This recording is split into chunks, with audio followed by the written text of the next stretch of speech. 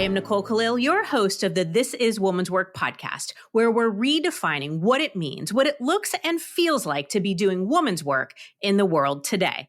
Because the old definition is, well, outdated at the very least. And because I'm more of a torch the old playbook and write your own rules kind of person.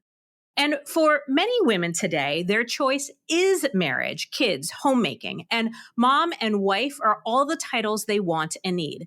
And that is a valid and viable choice. And if that feels true and right and real for you, then I celebrate that choice as much as I do a woman's choice to not do those things or do some version of them. For most of my 20s and 30s, I believed strongly that I'd never get married. Mostly because I wasn't sure I ever wanted to based on what I observed of many marriages, but also as a protection mechanism because I hoped it would hurt less when relationships didn't work out if I said up front that I wasn't in it for the long haul. So when Jay proposed to me, I was so surprised that I actually thought he was breaking up with me, which is a story for another day, but tells you how little marriage was on my radar at the time. And my husband is my favorite human on the planet. He's my person. But I think I would have been okay if we never got married and just did life together. So this episode isn't a commentary about marriage, but rather a discussion about how two individuals with ambition and goals, with passion and purpose, can come together and create a life that works for both of them. It's about how two people can win in a marriage, at work, and in life. Because, friend, it wasn't until recently, like in the last decade of my life, that I've seen many examples of this. Jay and I have been attempting it since the very beginning, with some missteps and some fails along the way. And I'm proud that we've chosen this path. But honestly, I felt mostly like an odd duck about it. Like in conversations with other women, I've held back in sharing many good things, and I've even found some things to complain about because I've almost felt guilty to be in a relationship where we're both mostly happy, supporting, and where we both not only can win, but that our wins are celebrated, encouraged, and admired. Please note, I am not suggesting I have a perfect relationship or that we've done anything perfectly. I'm saying that the mutual respect of our goals and what matters most to us is a baseline, a non-negotiable in our marriage. When either of us wins, we both win, yeah. But more so that we prioritize each other's happiness and success. It's sort of the my job is to take care of you and your job is to take care of me, and we both are committed to our jobs. So maybe you're experiencing this or whatever version of both of you winning looks like to you in your relationship. Maybe you see this exampled in many places. But just in case you're not, like me through most of my life, I'd love to explore this topic further. I've invited Tiffany Sauder, wife, mom, entrepreneur, CEO, board member, investor, podcast host, and keynote speaker to be our guest. For 20 years, she and her husband have been building their companies and their family on the exact same timeline. That means 4 kids, 3 businesses, and 2 careers, all building towards one abundant life of and. Today, Tiffany spends her time helping 2 career families move from chaos to connection. And I am so excited to swap some stories and some ideas. So, Tiffany, thank you for being here. And because I like to keep it real and never ever send the message that any of us have anything all figured out, I need to ask, is your experience with this idea that 2 people can win the same in your mind or in your experience as having a perfect relationship? No, not at all. But I think that, and maybe you have found this, Nicole, in your sort of process of maturation, is that I think the way I defined the word perfect as like a 24-year-old versus my 44-year-old self, I would have defined perfect as like this untarnished, undented sort of thing in a case that had no sense of pressure to it. And I think today my 44-year-old definition of perfect is that we have the toolbox for those gaps in our relationship to be as short as possible. Because we are 2 people trying to do life together, and we're both evolving and we're both growing, and we both have our individual roads that we're on, but we're also have this family entity that we're trying to grow. And as the kids change stages, and you were kind of talked about how the prospect of getting married called up some things for you of like head trash you had. And it's like all that stuff starts to be unpacked as you move through life together. And so I think my definition of perfect has evolved, but you're right. It's not perfect, but we do start to have a really mature toolbox that we can go to make those times of feeling apart, feeling separate, feeling tension, feeling mad, that those to be much shorter than they were before. That is an epically good answer. So I want to dive into some of those tools. I know Jay and I have a few of our own. What is a tool or a routine or something that you all do as a 2-career household to keep communication going or to keep the chaos at bay?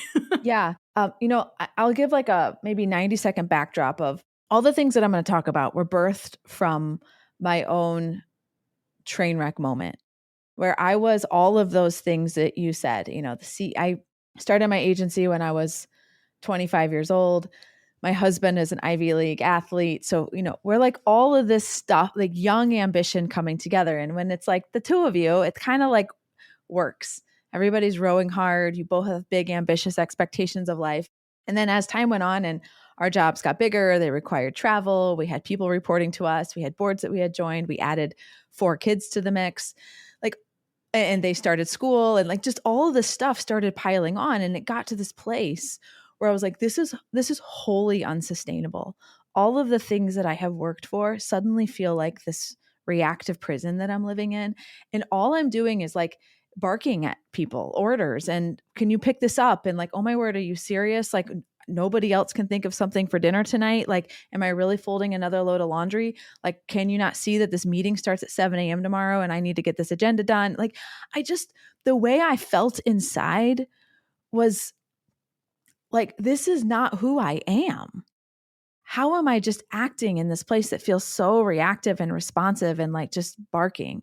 And so I remember laying in bed at night and saying, and my husband and I had, my business was going through a hard time. We'd pushed our marriage to a place where we both deserved better. And we knew that. And we had a choice to make of either we figure out how to become better for one another, or we needed to like free ourselves from this. Like we are achievers. We wanted exceptional in every area of our life.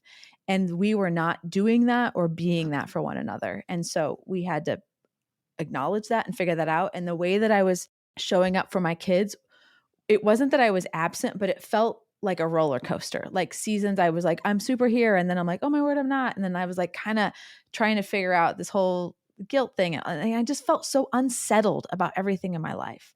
So from that, I was like, hey, I remember laying in bed at night and being like, I either need to give back to life some of these things that I love, or like so many other areas in my business life that I've had to level up, I've got to figure out how to level up my toolbox. When my agency was struggling with revenue, I had the decision to make it small or figure out how to sell. Like when I went through a season where I was like top talent wasn't staying, I had a decision to make. Do I figure out how to be a better leader, or do I just not have top? Like there's these moments where you would just have to pick. And inaction is picking like the smaller thing. And so I was like, okay, in all these areas of my professional life, I figured out how to level up my toolbox. How do I do that in my personal life? I don't know how. I don't know where to go. I don't know where to start. But if I bring that framing of let's not start with saying no to something I love, how can I scale my life? And so that's really what this Life of And is all about, is how do you not only encourage women and motivate them to say yes to the things that they want in life, but also to be honest about what are the hows that actually enable that in our lives. So you're getting back to your question, what are some ways that 2-career families can do that? 3 times a year, our kids are from 15 to just turned 4 years old. So most of them are in the school age. And so our lives revolve around the school calendar. And I think much of your listeners do too. So when we're transitioning from summer to first semester, our whole family will sit down and we will all share with the family what our priorities are. When I think about my role as a CEO, I'm like, my job is to allocate time and money. That's my whole job as a CEO. It's actually my whole job as a mom too. I mean, there's caretaking as well, but is how do I allocate well the time and money that we have against the priorities of the family? And if you would have looked inside of our household 5 years ago, I could have said my priorities. My husband could have said his priorities, and we sort of were guessing at the kids'. But we were really putting them on those, like the kids. Like we weren't asking them, hey, what are your priorities in this next season? And so we'll all sit around, we'll go out to dinner together, and I'll give the girls 2 to 3 days kind of heads up to prepare. And we will literally share with one another, these are our priorities for the coming season. And it gives me a chance to look proactively at, okay, how many weeks is my husband going to be gone? Giving the girls an understanding of what's the fall going to feel like. I have some travel coming up. There's going to be about 6 nights over the next 4 months that I'm going to be gone, letting them know that that's what's coming. Who's going to be likely staying with them? How are we going to keep things moving? And I think we look at our little kids, like for my 8-year-old to sit around the table and have her big sisters be listening to what she wants to do over the next 5 months.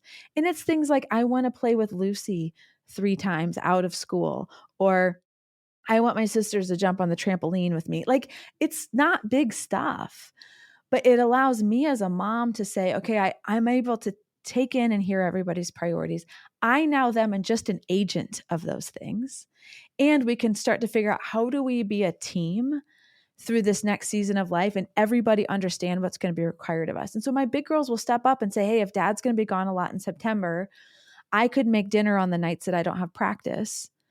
Amazing. That would be super helpful. Thanks, honey. Like, it just has changed the dynamic from me being this perpetual micro solver of, it's dinner tonight. What's happening? Okay, somebody's got to pick her up. But like, and they can just see what's happening. And I think kids want to feel part of a team. They want to feel seen. You use that word too when you talked about you and your husband's relationship. This simple act has completely changed the way our family interacts, sees, and understands one another. And I can then say, okay, having Lucy over is a priority. Let me work with her mom to make that happen. And I'm not like, I don't know, signing her up for like art camp that I have to pick her up after school. Yeah. And she doesn't even care. She'd rather have Lucy over, which is so much easier for me because they're at my house and she can get off the bus. Like, you know what I'm saying? Like, I don't have to make it hard. So much of what you said aligns with my personal experience as well. First, with the danger of becoming almost roommates or like logistical coordinator with your significant other when things get really busy. Like, there are times in Jay and I's relationship where I feel like we just sort of high-fived each other walking by as we went off and did all the things we needed to do. And similarly, we do something we call family forecasting, which is basically very similar to what you talked about, is taking the concepts that we learned from business and business planning and vision setting and alignment and all of that, and we applied it to our marriage. But it's only recently that we included our daughter in it. And I wish we would have done that a little bit sooner, because seeing her, and as you said as well, like hearing her, what's important to her, it is amazing how often it has changed what we've ended up doing to something easier, something simpler. Totally. And also seeing her bought into ways she can help and be part of the team, and her suggesting things as well. She came up with, she cooks herself breakfast in the morning. And I love it from an independent standpoint, but I would have never thought to put that on her until she offered it. So, all good things. Any tips on the communication side? Like, I think of something that Jay and I do that we learned a while back is, because we're so busy, when we go to each other, we try to be upfront about what it is we're looking for or what we need in that moment. So like, I need you to get pissed off with me because I'm like in a ragey, venty mood, and I just need you to, or I need you to help me problem solve, or I need you to just listen.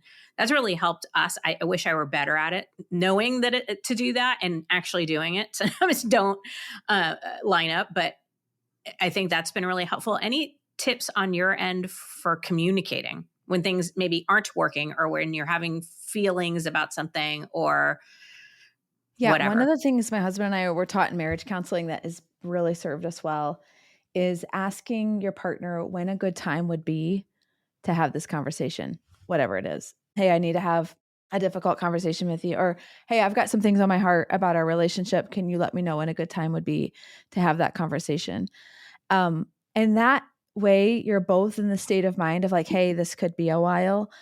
My husband jokes, I'm a blurter. Like I just blurt out the thing, what I'm seeing. As I've aged, I'm getting a better at it, but it's still my tendency is just like spit it out. And sometimes he's just like, it's not that he doesn't want to hear me. He's just finishing something in his head, or, hey, I've got this big meeting tomorrow. I just don't have the capacity for that right now. That doesn't mean he's ignoring me. I'm not important to him. It's just understanding the context in which this conversation is living in his world. And he may say, is it important? Do we need to have it in the next 24 hours, or will the like topic be the same if it waits? And so it's like just being respectful even in that has really helped us, I think, just be crisper in our solving instead of like we're at very different places in our readiness to have difficult conversations. We have a weekly family meeting, and that is a very helpful cadence for us. And it's a combination of logistics and how is everybody feeling right now. And anybody can bring a topic to it. I had a parenting coach say a lot of times families get together only when there's something sad that is happening. Like, hey, we need to bring the family together. Grandma's sick, or hey, we got to like, and so having this cadence of them being routine and even sharing like joyful things like, hey, Ivy, why don't you share with your sisters what your teacher's feedback was on your book report this week? And it gives them a chance for us to like hear one another. My kids are in very different stages and ages. And so, it can kind of feel like they're flying at different altitudes. And so that is like a real grounding part of our routine. And I try to like make it fun. Like sometimes I just like, I found this new game at Target. Let's play it for 20 minutes and then we'll do our family meeting. Like it doesn't have to be ridiculous. So I think those are some communication things that we do well. October is financial planning month, so it's the perfect time to get confident about your financial future. Even if it wasn't October, I'd still say that now is the perfect time because, friend, you can't afford to wait any longer, because that's what far too many women are doing. We're waiting to feel ready and waiting to feel confident. But action builds confidence, as does surrounding yourself with the best people. Wise Fit Wealth is a boutique firm offering a truly personalized financial experience. They don't just talk at you, they listen, like really listen. They remember the details, remind you of your goals, and challenge you to take action to build confidence. Their only goal is to help you achieve yours, no matter what stage of life you're in. This financial planning month, take a bold step towards your financial goals. Visit wisefitwealth.com and click on the schedule a meeting with our team button, and they'll give you a free budget sheet and some essential planning tips to get you started. Again, that's wisefitwealth.com. Take control of your financial future today. And now we head back to the show. All good tips. When it comes to you and your husband and your careers, how do you navigate through, I think in each of our careers, there are stages where maybe you need to be a little bit more engaged, or that might be a little bit more stressful, or that might require more from you, or you might have more travel. How do you navigate being supportive of each other, but also prioritizing what you and your business needs? Maybe I think my question is a little bit around equity. Like, how do you navigate that? So I would say our careers have been like a Lego block, in that there are times where seasons where mine was kind of the lead horse and seasons where his was the lead horse. And I don't mean that suddenly one of us became like a part-time in our roles, but I think like he took a new job right at 2 years ago. And we knew that him saying yes to this was a really excellent opportunity for our family. And it was an opportunity for him to just figure out if he could lead something of this complexity. And I knew that that was just important to him to be like, can I do it? Like we all have some questions like that and so we made the choice preparing for that I would get completely out of client work. at the agency so that I had more flexibility, knowing that his was going to require travel and some short time stuff. And so there were transitions that I made at in my work to be able to say, I just have to be able to plug in at a little different level to be able to hold fast to some commitments that we want to make to our girls in this season of life. And so I didn't feel like I have to make these sacrifices for him. It was very much, this is a choice we're making together. There was a season in his career where he worked mostly, he was like a trader essentially. So it was like mostly behind a computer. And so in those seasons, it was pretty untethered. I could go speak, I could go do client work, I could go to a conference, and I could pretty freely be gone 1 to 3 nights. And it wasn't this massive kind of family event. And that's just more complex now. It's not that I never do, but I've just said, hey, I'm kind of off the road right now. That works best for our family. And that's okay if that means there's some things that have to slow down for me professionally. That's okay. And I think understanding that our individual careers and our family's stage in life, those things don't get to exist independently of one another. And that doesn't mean those sacrifices, I think you could call them that. I more see them about how do we get all the puzzle pieces to fit together in a way that I feel really peaceful with the choices we're making. And could we have a little more money? Could I have seen a few more countries? Like, I mean, maybe, but it's just not worth, it's okay. It's not worth it. So Right. Well, everything you just said spoke to me personally. My husband is about to take a really big career opportunity, and we've had a lot of conversations about it. And I could not be more excited for him. It's the best opportunity. He's going to crush it. And I'm mindful with any new opportunity, there's going to be additional pulls at his time, additional responsibilities and expectations. And we kind of looked at it and I'm like, well, this really works out well with where I'm at with my career, prioritizing the podcast. I don't need to be on the road all the time.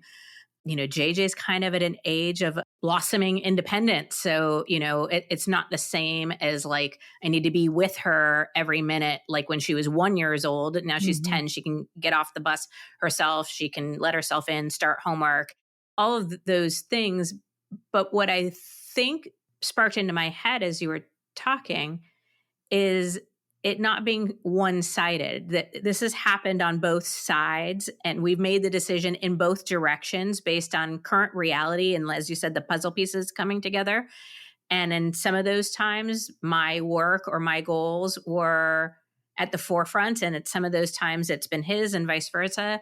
And it's not like an accounting of it, right? Like it's not even Steven, but it's more of this understanding of that we're willing to flex either way based on what is our current situation, what's available, and what are our opportunities.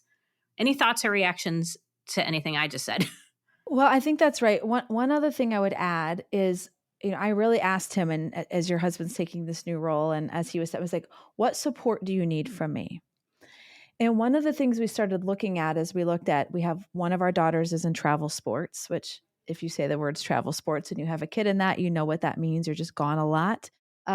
We have another one that's really involved in court, and she's a swimmer, which takes a lot of hours. And she's also in a big show choir that competes. And so there's just all this stuff, and we really want to be at it. So one of the determinations that we made is, of the jobs that my husband kind of was in charge of at home, the outside kind of yard stuff, handyman work, which he's kind of questionable at, and then our finances. We decided that we were going to take those other two things, the handyman stuff and the yard, and outsource it. As this career opportunity was bringing more financial means into our family, instead of us like just, I don't know, putting in a pool or like buying more stuff. We said, we're going to put some of what you're going to go earning into giving you, JR, more time to rest, so that when you're home, you can either be with the kids or you can be just being home, because he's not home that much. So when he is home, and I was like, this isn't going to really work with like yards. Like it's not going to work. And I don't want to take it on. And I don't have the capacity to do that. And I needed to say, I want to support you, but some of what that's going to require, I can't absorb. And so how do we be thoughtful about the way we do this? And so we hired this like estate manager, which sounds fancier than it is, but it's just basically like one guy who organizes everything that happens outside of the house. he is the guy who organized that. So I have one person I can be like, hey, the lights are out. What's happening? We meet with them. And it's like, that has made it so that it still looks nice to me, which I care about. But Me too. it's Yep. also not this perpetual irritation of like, this job has meant that you're not mowing as frequently. You don't have time to trim the stuff. Like, you know, like just like, I know that's going to bug me. And then Yeah. I'm going to blame this job for that and all that. And then the same thing with, I have a quarterly handyman now that comes, and it's things like refilling the water softener and the replacing the filter. Those are not things my husband enjoys anyway. But with this, just the capacity that his job is going to require, I'm like, you're not going to have time to think of that stuff. Can we systematically operationalize some of the stuff that you were supporting the family with? So I don't feel like it's all falling on me. And we Yeah. said, hey, we're going to spend some of our financial resources to make this happen so that it doesn't fall on me. But there are some things that do fall on me. And I'm like, I'm so game for taking that stuff. Some of it you can't absorb. You are also not an endless, like, well of being able to say yes. And so how do you think really strategically about your time and money, and how is that aligned with kind of this new stage in life? Yeah. So I love the question. What support do you need from me? What support does the household need? What support do we need given, whatever is going to happen next? And mostly I love the conversation from the place of it's not implied or misinterpreted that it's all going to just be on me now. And I think without that conversation, that tends to be the default. I would add one question that we kind of threw out there, which was for me, what was the biggest concern or what was I most afraid of losing in him taking this opportunity Mhm. to protect us? I say us because if I lost something that was important to me, I would get resentful, I'd get frustrated, and that would impact us and our relationship. And for me, this might sound silly, but it was travel. We've created this opportunity where we get to travel so much together as a family. I travel for work and it's really important to me. And my fear is as he takes on this role for a period of time, he's not going to be able to travel as much or be as free to take the time off. And that would impact my ability to do that. And I said, and I'm afraid of that. So we kind of navigated through the like, I'm still going to take some trips. It might be some girl trips. We might do some shorter, more frequent trips together, but really being mindful about what's important that could be lost on my end as well. Which brings me to the question, how do you and your husband both stay connected and handle when you travel? And the reason I ask is I know a lot of women who travel for work, but I know a lot of women who, whether they work or not, one of their happy places is to like take a girls trip or go visit family or something like that. And they often will tell me, I don't feel like I can leave the kids, or my husband won't be okay with the kids for longer than a night or something along those lines. So how do you guys handle very specifically when you travel as the mom? Because I don't know that I've ever heard anybody worry about the husband traveling, Yeah. like that the mom can't handle it.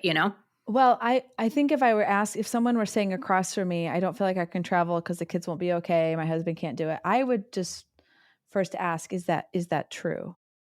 And not in a way to like be a jerk, but just to say, tell me more about what makes you believe that. Is there evidence of it? Is it not done the same way?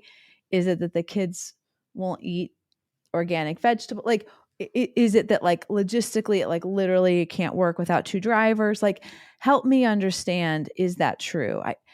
Because what I have found in my life is that if I want to, I can figure out how. It's just the how, I might have to be really creative. So when I'm traveling, I I feel best when I'm able to serve the family in a few ways, and that is clarity and logistics, getting, I would say, backup support in place because I'm aware of the requirement of my husband's job. Even if I give him a really big notice and it's on his calendar, sometimes literally something that important comes up. So I have to have some type of a backup, like a bat phone, like, hey, you're just on call, a neighbor, or whatever it is.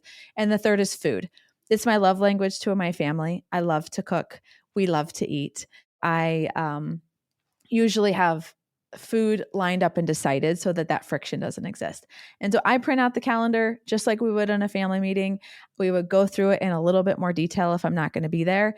And in there on each like place it's going, it would say who's driving carpool, who's picking you up. And all of those kinds of things would be really defined. My kids, they care when I'm gone for sure because mom is not there.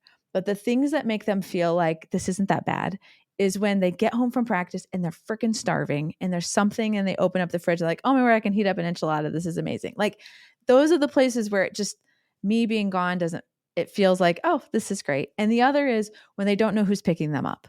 I don't know who to look for in the parking lot. I didn't know that I was supposed to walk out with my friend. Like that creates this nervousness for them. If I can make those two things go away, and I've talked to them about like, what are the hard things about me being away? Let's talk about it.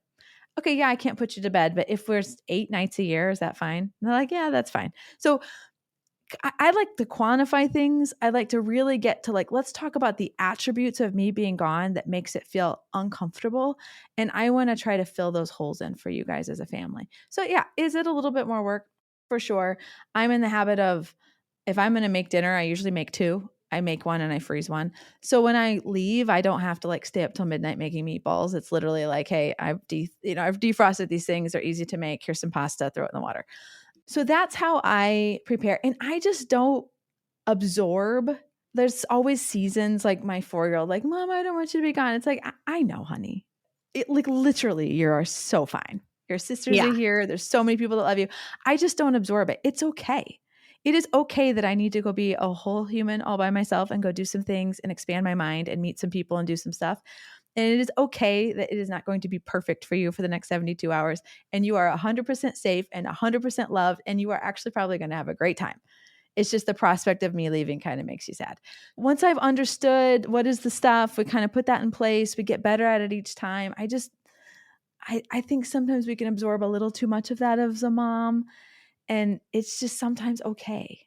That's Yeah. maybe not the answer everybody wants to hear. I just think sometimes it's Well, okay. it's the answer I wanted to hear. I love that answer. I think it's so good in so many ways. Yes, they're going to be okay, right? For the most part, that question, is it real? The answer is no, it's mostly made up in our minds. Like my husband does all the cooking in our household, and that is his love language. And also, it calms him. It's like a stress reliever to cook. Which I don't have. And so when he travels, he doesn't leave us meals. We figure it out. Like she gets not perfectly, organically, beautifully cooked meals. And guess what? She's okay. Yeah. Or we order out or, whatever. Like it all sort of works out. And in my experience, and I don't know, this just makes me sound bad as a mom, is she's really upset when I'm going to leave. Yeah. Once I'm gone, she doesn't care. It's like when you drop your kid off at kindergarten, they like bawl and you like feel awful. And then you ask at the end of the day and they're like, oh, she was fine 5 minutes later. And you're like, okay. Everybody's going to be okay. Well, let me just say this real quickly. One of the things I like to do after I'm gone, because my husband and I are going to be going away. We have a young, like 25-year-old that's going to be staying with the girls. And sometimes they're excited about that and sometimes they're not. When I get back, I usually say, what'd you guys do? And they'll be like, she taught me how to make this new friendship bracelet, or she taught me how to do ombre on my nails or whatever. I have all girls. And I'll be like, isn't it incredible that you got to learn those things because of this opportunity to be with Chloe? And mom being away is not all bad. You get exposed to new stuff. And that like reframes it for them. And so then I can say, hey, do you remember all the cool things you learned last time we were away? I know it's not perfect, but you also get to experience some really cool things because they have new ideas, new experiences, new abilities, and that gets to come into their world. Great tactic. I love that. And it's just a good reframe. So I am sure you want to learn more about Tiffany and her work. So go to her website, tiffanysauder.com. And there is a ultimate guide to outsourcing your laundry freebie on her website that I absolutely need you to get your hands on. I will too. And we'll put all the links in show notes. Tiffany, thank you so much for the conversation and for your wisdom and for being an example where two people can win in a relationship. Thanks, Nicole. I love your vulnerability too. So thanks for sharing. Oh my gosh, my pleasure. All right. In every long-term committed relationship, there will be sacrifices or puzzle pieces that need to fit together. There will be times where one needs more than the other. There will be bad days, tough times, and seasons of inequity or imbalance. But if one person is always winning at the expense of the other, then friend, one of those people can find somebody better or go do it on their own, and the other can become better or suck it. Handling literally everything so our partners can win, propping them up, dismissing the part that we play, sacrificing our dreams, putting our wants and needs in the back seat. That shit is what woman's work used to look like, but not anymore. I don't care if you're professionally driven or not, if you work or not, if you love cooking and babies and caring for your home and others or not. You get to win in your relationship too, whatever that means and however that looks for you.